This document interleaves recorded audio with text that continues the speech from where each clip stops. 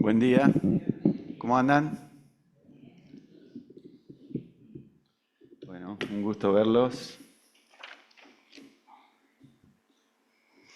Bueno, Lucas nos introducía en esto que estamos estudiando, que es el libro de Esther, y nos contaba que, bueno, en esta idea del Pato, de Marcelo, de preparar esta primera parte del encuentro, estaba esta cuestión de pensar en un Dios, a través del libro de Esther, en un Dios que va más allá de las circunstancias reales que podemos transitar cada uno de nosotros. Y en este caso, esta historia de Esther.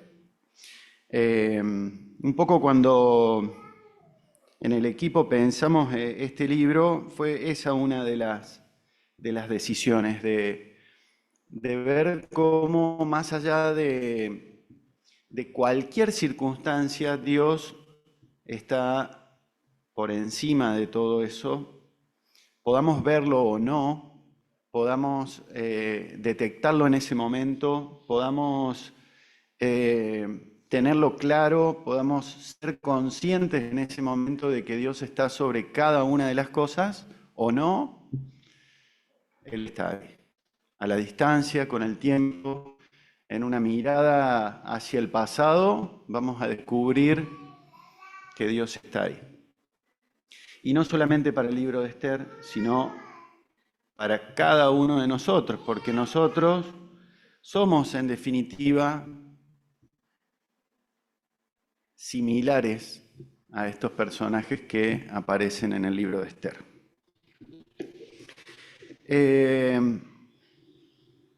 Bueno, hoy vamos a ver la segunda parte del capítulo 2 y Analía sigue escribiendo, así que prepárense para el capítulo 4 porque escribe y anota y anota. Bueno, así que vamos a leer, para empezar, el capítulo 2 de Esther, del versículo 19 al 23. Esther 2, del 19 al 23. Y dice así: aún después de que todas las jóvenes fueron trasladadas al segundo harén y Mardoqueo fue designado oficial del palacio, Esther siguió manteniendo en secreto su trasfondo familiar y su nacionalidad. Todavía seguía los consejos de Mardoqueo, tal como cuando vivía en su casa. Cierto día, mientras Mardoqueo estaba de guardia en la puerta del rey, dos de los eunucos del rey, Bigtana y Teres, guardias que custodiaban la entrada a las habitaciones privadas del rey, se enojaron con el rey Jerjes y conspiraron para asesinarlo. Pero Mardoqueo se enteró del complot y le pasó la información a la reina Esther. Entonces ella se lo contó al rey y le dio el crédito a Mardoqueo por la noticia. Cuando se hizo la investigación y se confirmó que lo que decía Mardoqueo era cierto, los dos hombres fueron atravesados con un poste afilado. Todo el suceso quedó registrado en el libro de las historias del reinado del rey Jerjes. Bueno, es cortito el pasaje que me toca porque también lo consideramos en el contexto general como un pasaje de transición, un pasaje de tránsito. Sí, vamos con la primera. A ver si se ve algo.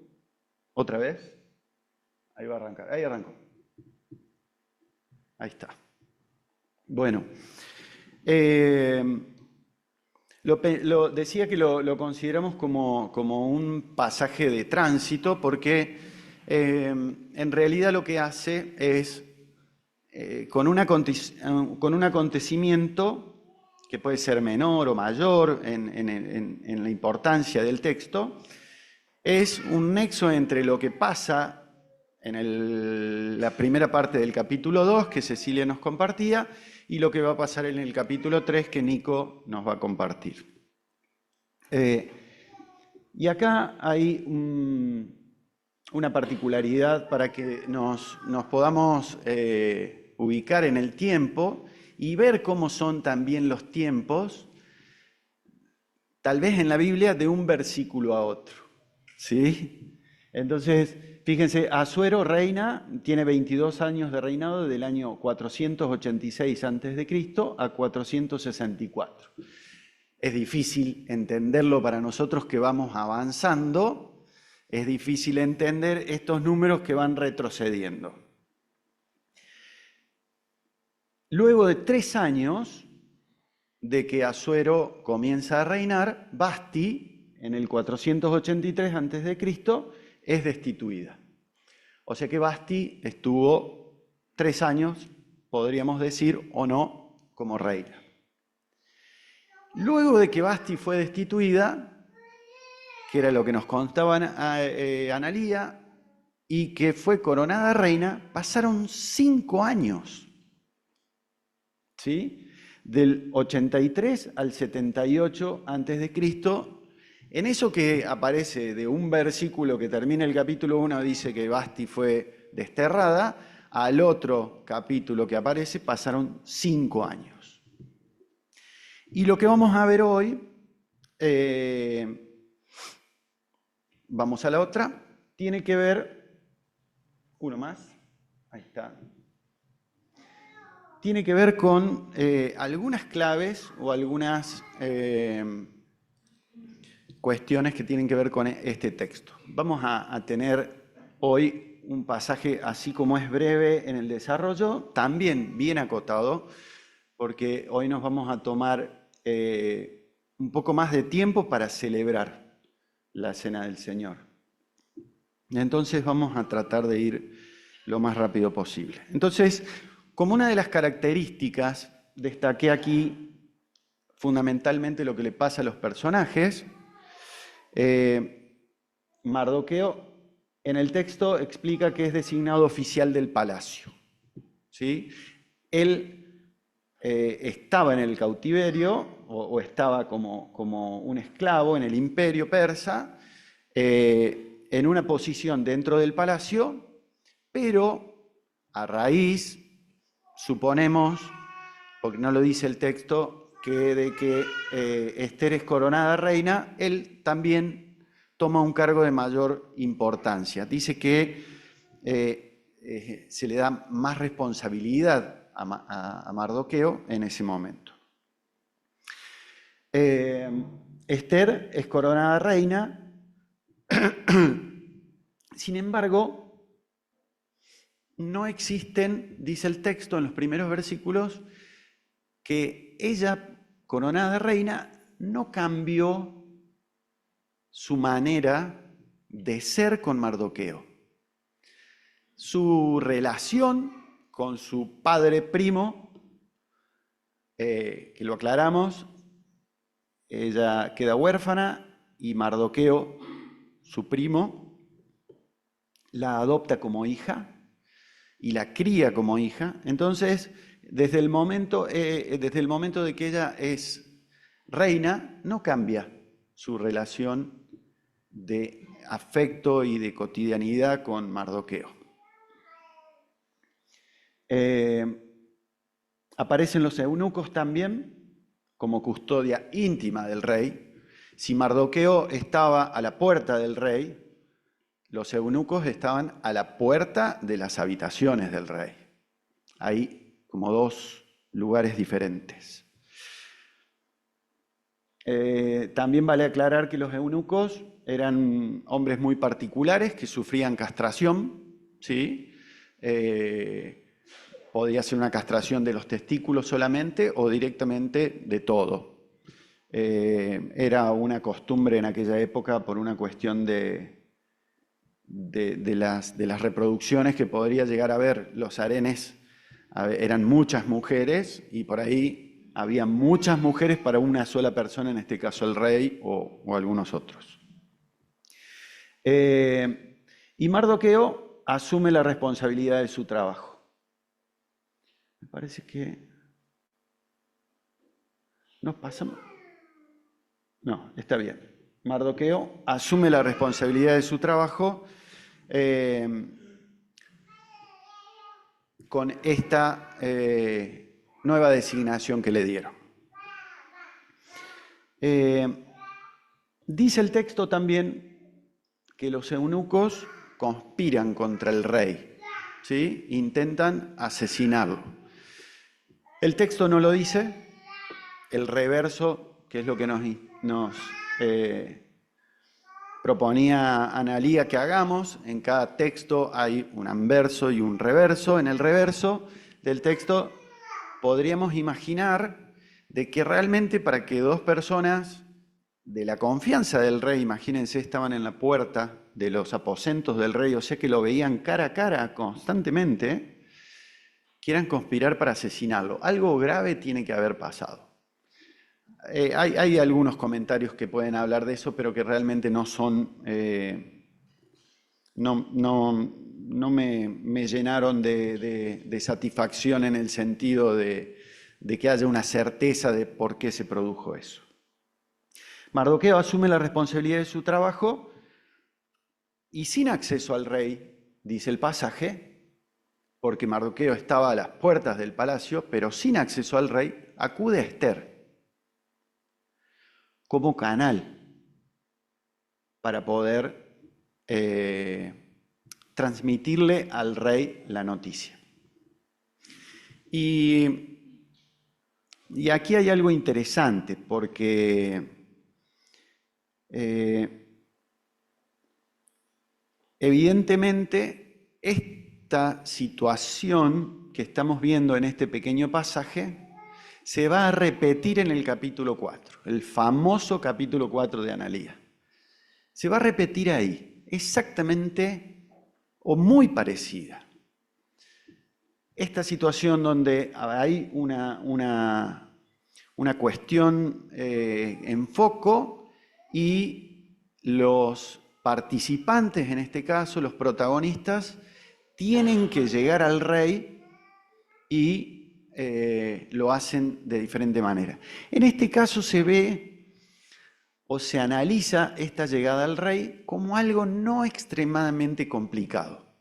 Es como que cada uno de los protagonistas cumplió un rol y la noticia llegó al rey.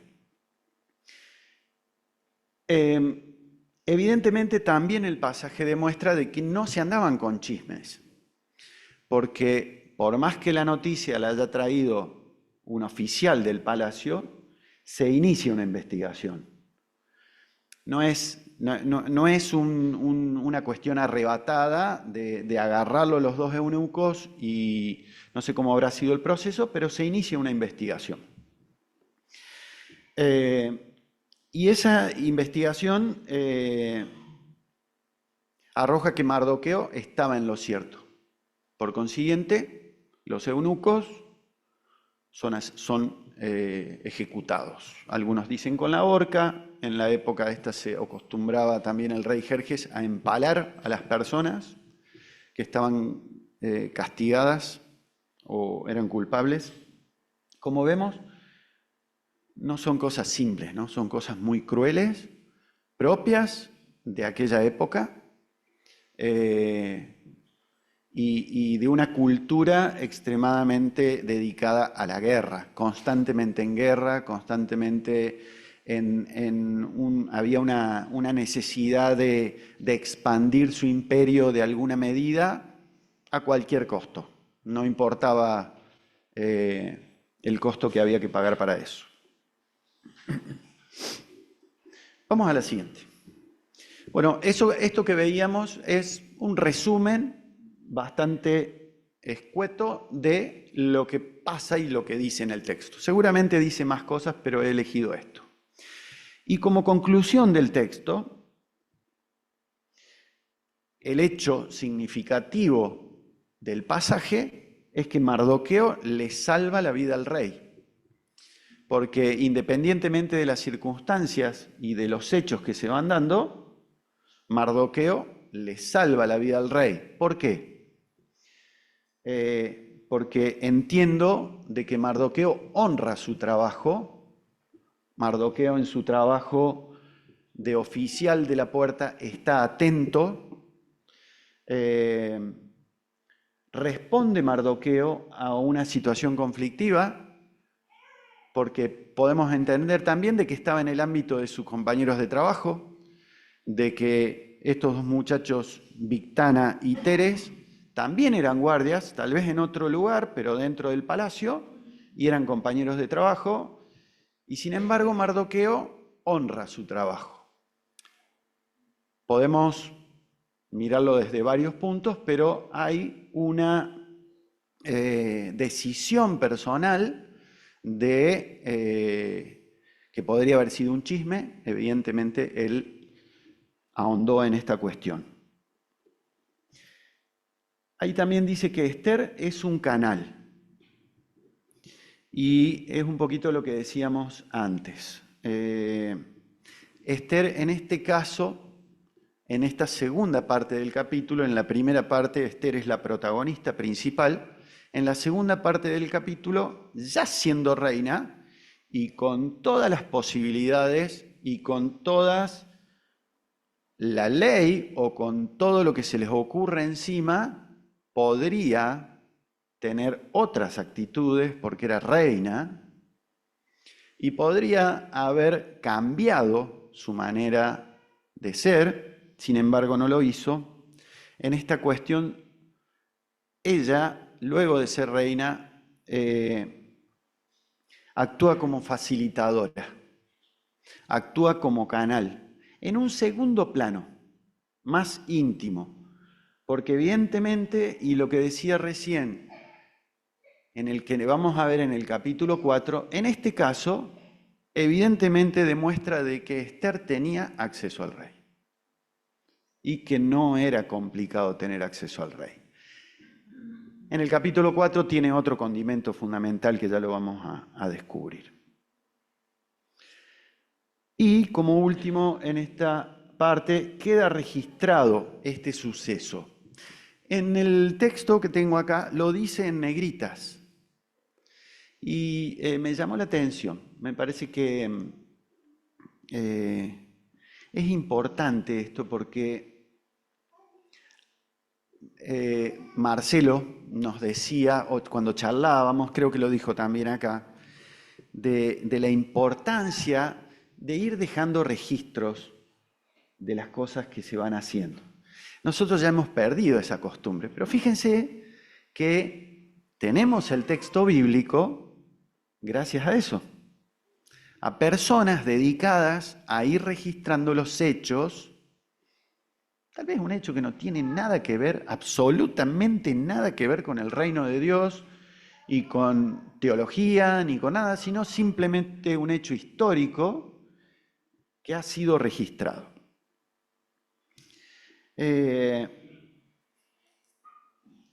Y creo que lo dice porque este hecho que sucede aquí es fundamental para poder comprender y para poder desarrollar lo que se va a dar en el capítulo 3 y fundamentalmente en el capítulo 6, cuando el rey va a realizar ciertas acciones que lo van a traer nuevamente a este pasaje.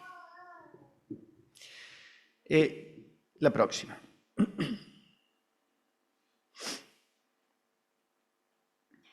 Y lo que quería compartir con ustedes, ya para finalizar, es que desde que empecé a leer el libro de Esther,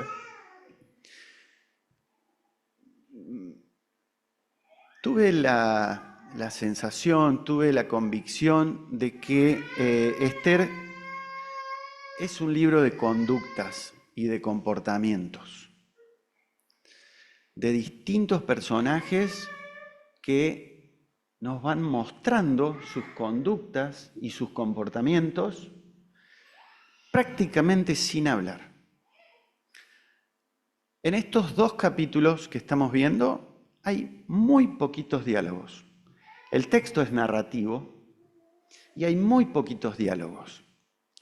Por consiguiente, lo que vemos en el texto son descripciones de comportamientos. Acá no hay una persona hablando con la otra, una persona exhortando a la otra, sino la descripción de comportamientos y de conductas que tienen estos personajes y estos actores a lo largo del libro. Y la propuesta es que podríamos meternos nosotros en el pasaje de Esther, adentro, y poder contrastar nuestros comportamientos con los comportamientos de Basti, con los comportamientos de Esther, con los comportamientos de Mardoqueo, con los comportamientos del rey Asuero, de Memucán, allá en el capítulo 1, de Victón y Teres, los eunucos, y poder hacernos las preguntas que necesitamos hacernos de vez en cuando en base a nuestros comportamientos. ¿Saben? Evidentemente, el pueblo persa vio comportamientos en Mardoqueo, en Esther y en el pueblo judío, que siguieron manteniendo sus costumbres y siguieron manteniendo sus tradiciones. Tal vez no estaban en la esquina predicando, no sé cómo habrá sido, había libertad, pero su espejo, su manera de reflejar el reino de Dios, que hemos dicho desde el principio de esta reunión, que está presente en todo el libro, más allá de que no se menciona, a través de conductas. Entonces el desafío de hoy es ese, que podamos analizar nuestros comportamientos, nuestras conductas, y en silencio, que tal vez sea lo más difícil. Analizar nuestros comportamientos, nuestras conductas en silencio, pudiendo confrontarlas. ¿Cuál hubiese sido mi actitud ante el rumor de que querían matar al rey?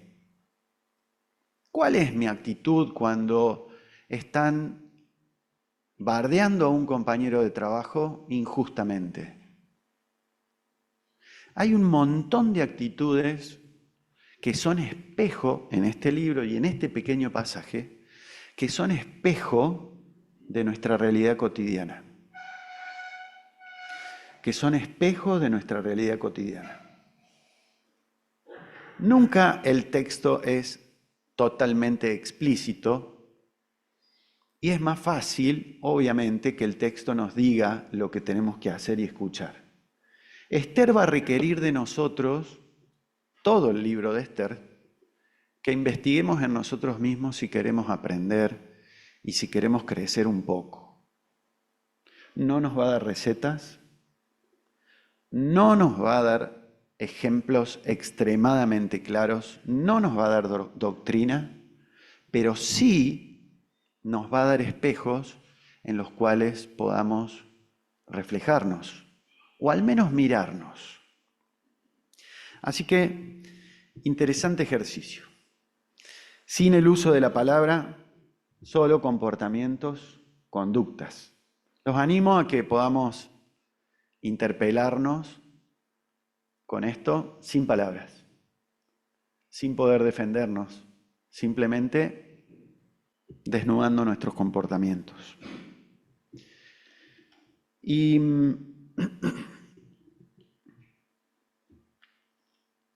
saben que el libro de Esther es el relato de lo que en definitiva es la fiesta de Purim.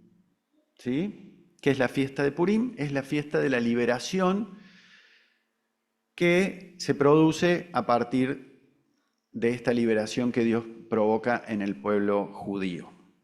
Y desde la tarde del sábado 23 de marzo hasta la tarde del domingo 24 de marzo de 2024 se festejó la fiesta de Purim. Este año, el pueblo judío festejó la fiesta de Purim. El año pasado también la pudieron festejar y fue bastante desbordada porque durante la pandemia no se pudo. Es una fiesta donde el pueblo judío invita a recordar la liberación en este suceso, la liberación de Dios, y tiene variadas costumbres. Fundamentalmente se ha transformado en una fiesta carnavalesca. No voy a explicar demasiado porque ya lo vamos a ver más adelante.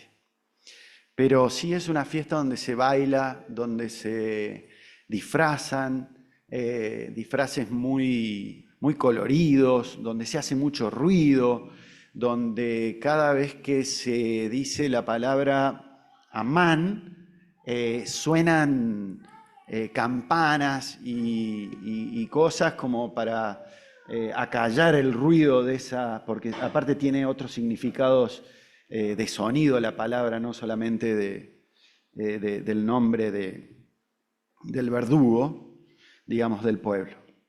Y vamos a la otra. Una más, ahí está. Bueno, y les traigo una curiosidad de esta fiesta. ¿Qué les parece que es eso? ¿Unos bocaditos? ¿Galletitas rellenas, dulces o saladas? Dulces parece. Bueno, eso es algo de lo que comen y se le llama la oreja de Amán. La oreja de Amán. Dicen que tiene que ver un poco con el tipo de gorro que usaban en esa época, que probablemente Amán usaba ese tipo de gorro, pero evidentemente Amán tenía una oreja media deformada porque la han representado de esa manera. Bueno, se comen la oreja de Amán en la fiesta de Purim. ¿Sí? Evidentemente tiene una connotación muy interesante y una variedad que está buena.